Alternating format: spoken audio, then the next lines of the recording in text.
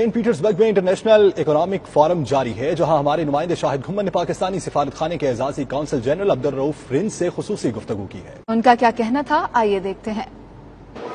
جی، میں اس وقت موجود ہوں سینٹ پیٹرزبرگ کے انٹرنیشنل اکنامک فورم میں، جو دنیا بھر سے جہاں بڑی بڑی کمپنیاں اور بزنس مین یہاں آئے ہوئے ہیں، اور آج اس کا آغاز ہو گیا۔ تین روز یہ جاری رہے گا یہ فورم، اور میرے ساتھ موجود ہیں سینٹ پیٹرزبرگ میں پاکستانی سفارت خانے کے اعزازی کونسل جنرل عبدالرؤف رند صاحب۔ ان سے پوچھتے ہیں، اس فورم کی تفصیلات سے آگاہ ہوتے ہیں۔ جی بالکل، یہ جو Saint Petersburg International Economic Forum ہے، یہ ہر سال تقریباً جون کے مہینے میں ہوتی ہے۔ یہ ورلڈ کی جو دوسری بڑی ایونٹس ہے اکنامیکل، اس میں تقریباً دنیا کے بہت سے جیسے پریزیڈنٹس، بزنس مین اس میں شرکت کرتے ہیں،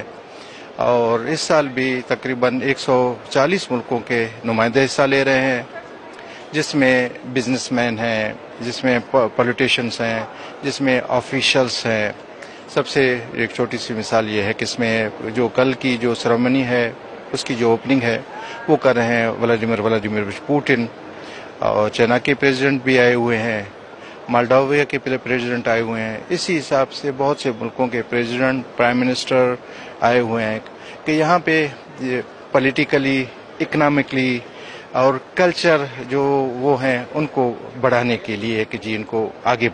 بڑھائی جائے۔ اور اس میں اسی جو انٹرنیشنل فورم ہے جس میں سائن کیے جاتے ہیں بہت بڑے ایم او یوز، تو اس سال بھی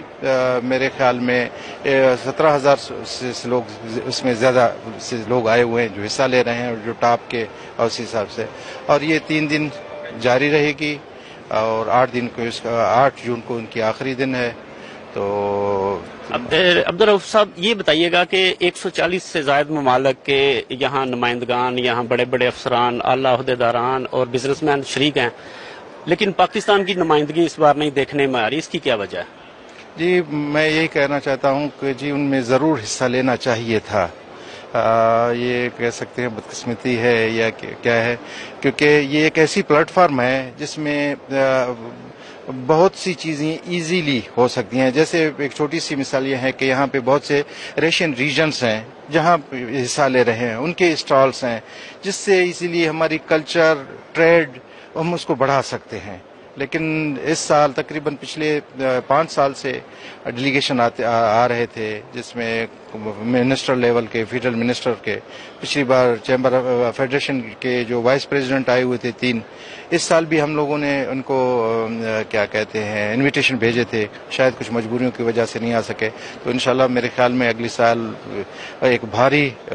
کیا کہتے ہیں اس کے ساتھ ڈیلیگیشن کے ساتھ یہ آئیں گے، اور اس میں بھرپور حصہ لیں گے، اور اس سے ہماری جو تعلقات ہیں رشیا اور پاکستان کی بہت آگے انشاءاللہ بڑھے گی۔ جی، آپ سن رہے تھے عبدالرؤف رند صاحب فرما رہے تھے کہ یہ 140 سے زائد ممالک یہاں اس میں حصہ لے رہے ہیں، اور 17,000 سے زائد افراد یہاں اس فورم میں شریک ہیں، لیکن پاکستانی نمائندگی نہ ہونے کی وجہ سے